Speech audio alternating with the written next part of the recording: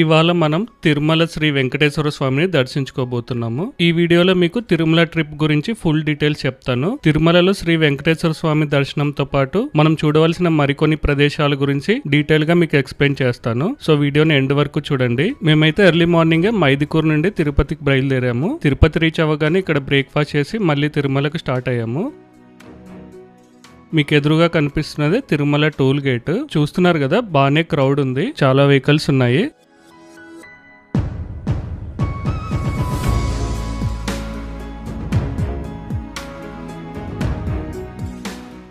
Maximum place అంతా 4 వీలర్సే ఉన్నాయి. Right side నుండి బస్సులు మాత్రమే అలో చేస్తారు.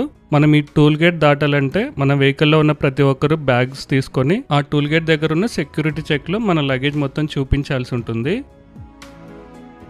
ఓన్లీ డ్రైవింగ్ పర్సన్ మాత్రమే కార్లో ఉండాల్సి ఉంటుంది. సెక్యూరిటీ వాళ్ళు కార్ మొత్తం చెక్ చేస్తారు.